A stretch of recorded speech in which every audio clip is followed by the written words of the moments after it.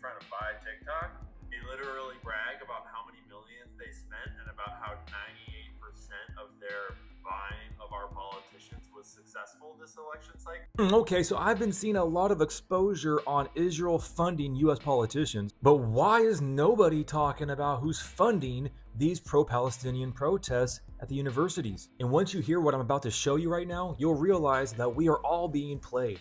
So while everybody is up in arms about the evil Zionists and Israel funding the US politicians, while completely ignoring how the Arab states are funding American colleges with billions of dollars. Yeah, not millions, but billions with a B.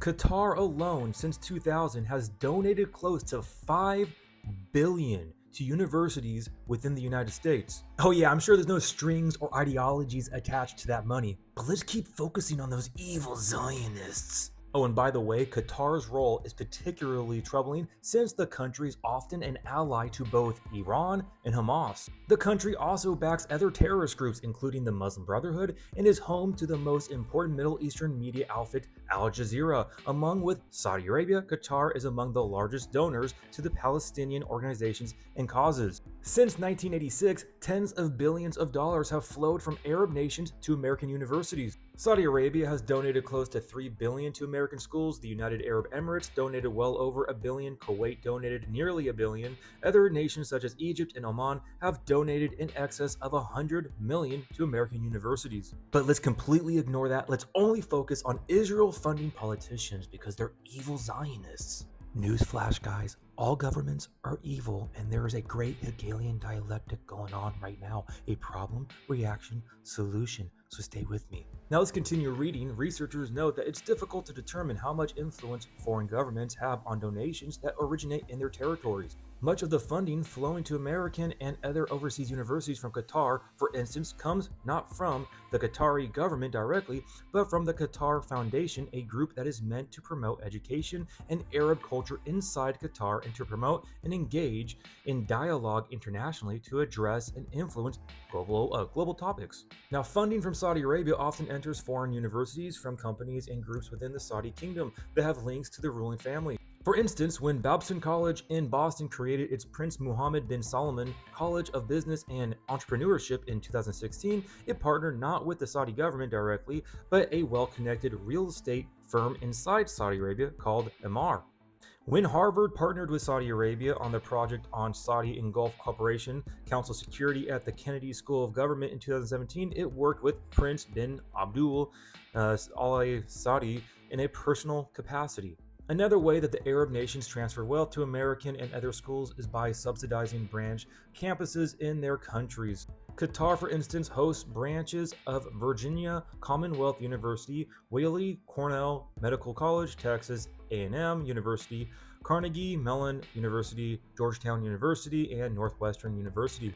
New York University runs a campus in Abu Dhabi. Thousands of American students study abroad in the Middle East for a semester or a year. In some cases, it's possible for students to attend Western schools, satellite campuses, and gain degrees without ever leaving these Middle Eastern nations. One recent study found that the massive influx of foreign donations to American institutions of higher learning, much of it concealed and from authoritarian regimes with notable support from Middle Eastern sources, reflects or supports heightened levels of intolerance towards Jews, open inquiry, and free expression. But hey, it's not just Middle Eastern countries pouring billions of dollars into universities. China is also part of this, pouring billions of dollars into American and other foreign universities.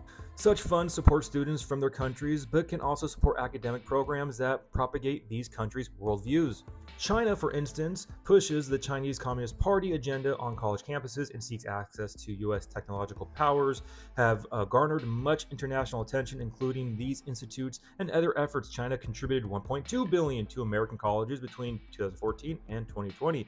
It has spent roughly another $1 billion since 2020. But again, remember, let's only talk about the evil Zionists. Now, the Middle Eastern country donations draw much less attention. Between 2014 and 2020, Muslim majority countries together donated $4.86 billion to American higher educational institutions, representing 29% of all foreign donations. Now, in comparison, let's see how much money those evil Israeli Zionists have been funding these institutions. Israelis' donations to American colleges and universities have proved somewhat ironic. Between 2014 and 2020, Israel made 373 gifts to U.S. colleges and universities, together worth $124 million. So they did not even break $1 billion. Man, come on. They must have been wasting all their money on those politicians. 29 of those gifts totaled more than $1 million. Surprisingly, Yeziva University was not among the recipients. Now, this is speculation, opinion, that some of the Muslim majority Middle Eastern countries' donations may be used to stoke anti-Israeli and anti-Jewish attitudes. The past decade has seen a surge of Muslim students, including large numbers whose institutions are paid by Arab governments. These students, though a small portion of all enrollees, have often led the pro-Hamas activity on college campuses. They are frequently joined by Middle Eastern Studies faculty, many of whom hold anti-Israel and anti-American views. Now, no wonder why you are seeing these pro-Palestinian protests at all the universities. But that doesn't answer the question on who's funding these protests. Well, it's a possibility that George Soros is linked to pro-Palestinian protests across U.S. campuses.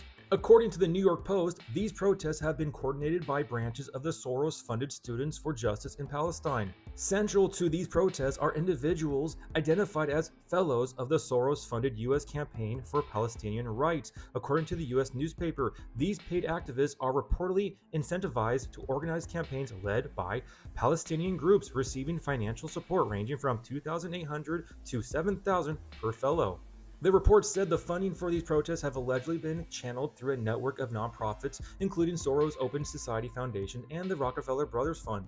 These contributions have been vital in sustaining protest activities, such as the tent city erected in Columbia University, where students received enmities like delivery pizza and rotisserie chickens. Soros' contributions to organizations like the Westchester People's Action Coalition Foundation have fueled anti-Israeli sentiments, according to the report. WESPAC, which was initially established to advocate for civil rights, now allocates funds to groups like Within Our Lifetime, funded by outspoken anti-Israeli activists. Despite numerous inquiries, none of the involved groups have responded to requests for comment by the Post. So now you may be asking, what's the point of this video? It's to alert everybody how we are all being played. The exposure of Israel funding politicians is being used to breed anti-Semitism for the nations to turn against Israel. You have evil men in high places completely controlling everything. They are allowing this information out for us all to then turn against our government and turn against Israel, while Arab nations are also funding their own propaganda to then ignite riots and chaos. That is their motto, order out of chaos. You need to ask yourself this question: why would George Soros be funding these anti-Israeli protests when he himself is a Jew? Maybe it's because he is a Kabbalah, ancient Babylonian mystery religion follower who is funding these groups to cause chaos to usher in the end times. But hey, that's just my opinion, okay? That's all speculation. For the world is a stage, and we understand through prophecy that all the nations will turn against Israel. And that is what you are witnessing right now. The exposure of the evil Zionists having all the nations turn against Israel. This is prophecy. So do not fall for the propaganda and the false light deception. Stand your ground with a sound mind, focusing your eyes upon the Lord, allowing Him to guide you with all discernment, because we live in an age of deceit. And do not succumb to the evil, demonic, anti-Semitic spirit that is being poured out upon the world right now. To those who have an ear to hear, let them hear. To those who have eyes to see, let them see. Now, a disclaimer, the original video I stitched, I took 2 different clips from his video to mash that up to bring a point. So I want to make that clear. And also, guys, I am not saying to support the Israeli government. All governments are evil. Please understand what I'm saying here. This is all prophecy being fulfilled, though. With that, keep your eyes focused upon the Lord. Love you all so much. God bless, and remember, the just shall live by faith.